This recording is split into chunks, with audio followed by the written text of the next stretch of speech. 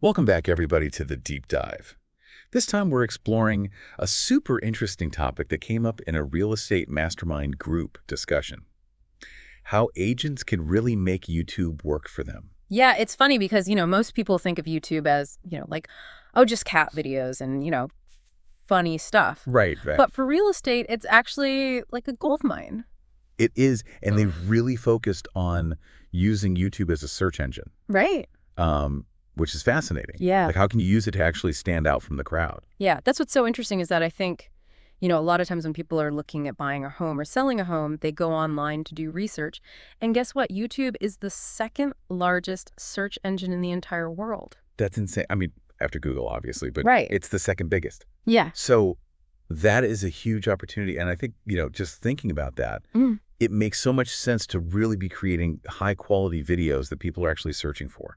Yeah, totally. And what they were saying in this mastermind group is that it's all about creating content that is high quality, but also really niche down to your specific audience. Right. So, Okay, so not just like, here's a property tour of, any random house. Right, exactly. Like one of the agents was saying, the most popular video I ever made was about the East River and how it's not actually a river, it's an estuary.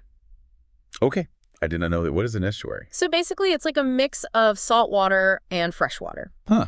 And, it's like this weird little geographical fact, but it went viral. Why would that go viral? Because it was well-made content, it was high quality, it was engaging, and it tapped into this like niche interest that people were searching for. And so it really positioned him as like the expert in New York City real estate. Oh, that's interesting. So even if it's not like, hey, look at this amazing house I'm selling. Right. It's something that's actually providing value Exactly. to your audience. Yeah. And another agent was talking about, how he's a trained chef. Whoa. And so he incorporates his cooking into his real estate videos. So he'll be, like cooking this amazing meal in like, $1 million kitchen. Oh, that is a brilliant idea. I mean, you're appealing to multiple senses there. You've got the beautiful house, you've got the food.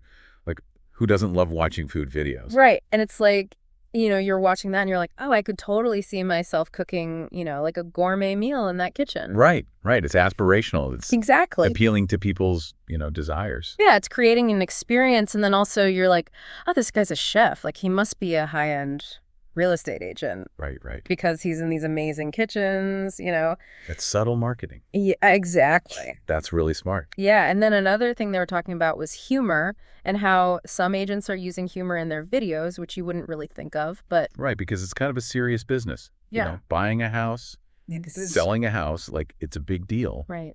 So where does the humor come in? So there's this campaign called Hug a House. Okay. And basically this agent noticed that a lot of buyers were getting frustrated because they couldn't afford the homes that they wanted. Right. So he's like, you know what? I'm going to create this campaign where you can literally hug the houses that you can't buy. Oh, that's so funny. Right. It's like so relatable too. Exactly. Because I think everyone's gone through that at some point. Like, oh, I wish I could live in that beautiful house, but I can't afford it. So exactly. I'll just give it a hug. So it's like this funny, kind of lighthearted take on this like very serious problem. But is it risky to use humor in real estate? Yeah. Like, could you potentially turn off some buyers? Yeah, I think that's a valid point. Humor is subjective and you have to know your audience. But I think this agent clearly knew who he was targeting and it was a way for him to connect with them on a deeper level. Yeah, I think it worked for him. Yeah. So there's a balance there, obviously. Yeah. You don't want to be like, making light of everything. But at the same time, like... it's about being relatable. Right. And, showing your personality. And then there's another example of an Australian agent who made like a James Bond style video. Really? Yeah, it was like super high production value with car chases and everything, but it was all like making fun of the typical real estate agent persona. Oh, I love that. So it's almost like self-deprecating. Exactly. A little bit. Yeah, and it just went totally viral because it was so unexpected and so funny. So it's interesting because I think, we often think of real estate videos as being very straightforward and serious. Right.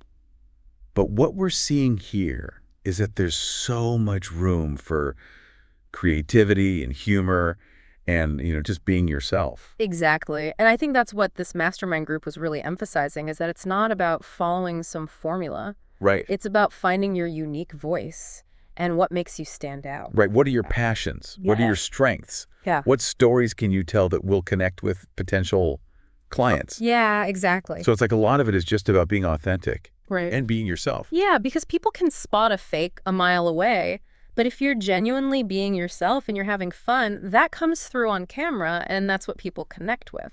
That makes sense. Yeah, And it probably makes it more enjoyable for you to create the videos too. exactly. It's all about having fun and, letting your personality shine through. Right. Yeah. It's like you're building that, like, and trust factor. Exactly. And what's so interesting is that they were also talking about how you don't need to have like a huge budget or fancy equipment to create these videos. That's good to hear because I feel like that's what stops a lot of people. Right. They're like, oh, I need to like hire a professional videographer. Yeah. I need to have all this fancy gear. Right. And they get overwhelmed. Exactly.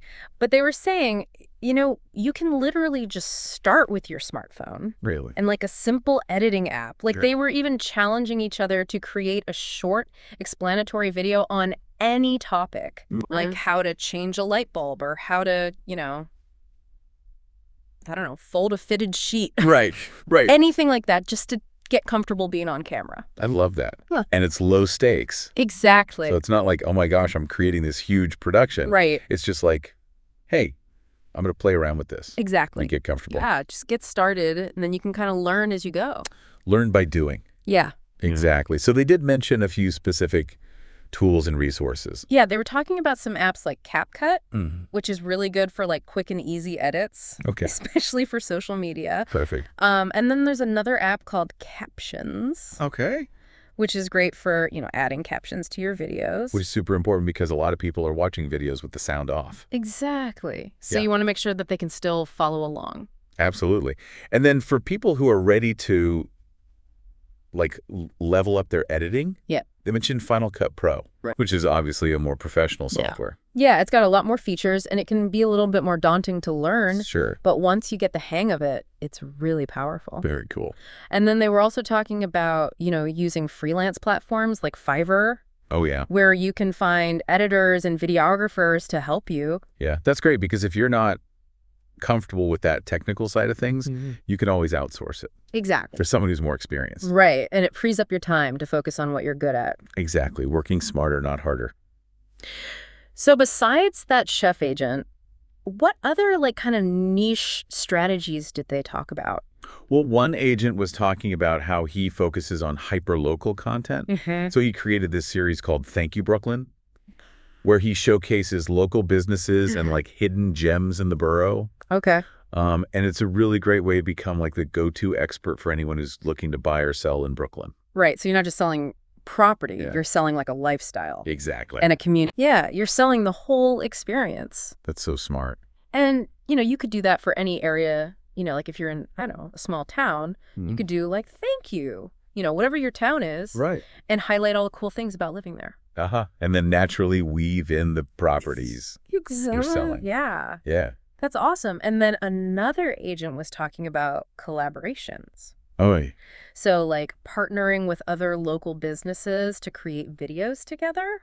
Oh, I love that. Yeah. So like, an agent could partner with an interior designer to create a video series on staging tips. Right. Or a mortgage broker Exactly. to talk about, how to get pre-approved. Right. Or even like a local restaurant Right. to showcase the, the culinary scene in the area. Yeah, you're just cross-promoting each other's businesses. Exactly. It's a win-win. Love it. And then, of course, there was the agent who was talking about incorporating his wife into his video. Oh, yeah. She's like the star of his videos now. She's hilarious. And it works so well because they have like this really great dynamic. Yeah, it's so genuine. And you can tell they're just like having fun. Right. It's not forced. Exactly. And that's what makes it so relatable. So I guess the takeaway there is like sometimes the best collaborations are the ones that are already right there in your life. Right, exactly. You don't always have to overthink it. Right. Just look around and see who you can partner with and who can bring something unique to your videos. But yeah, and it just goes back to that authenticity. Exactly. Like, people can spot a fake a mile away. But when you're being yourself and you're having fun, Yeah. it really shines through. And that's what makes people want to watch your videos. Exactly. I mean, it's so cool to see how these agents are really, thinking outside the box and using YouTube to their advantage. Yeah, and I think it shows that there's not just one right way to do it. Right. There's room for everyone. Everyone's got their own style. Ex- So if we had to like sum it all up for our listeners, like what are the big takeaways here? I think the biggest thing is to remember that YouTube is a search engine. Okay. So think about, what are people searching for and how can you create videos that answer those questions? Right. Be helpful. Exactly. Provide value. Yeah, and don't be afraid to experiment. Okay. Try different things, see what works for you. Find your voice. Exactly. What are you passionate about? What makes you unique? Yeah. What are your strengths? Yeah, and then just remember, you don't need a huge budget Okay. to get started. You can literally just start with your phone. Yeah. Just start. Exactly. Don't overthink it. Yeah, the most important thing is just to get started and have fun. So I think it's safe to say that YouTube is a really powerful tool for real estate agents. Oh, absolutely. Like, it's not just a trend. It's the future. It's here to stay. Yeah, so if you're not using it, you're really missing out.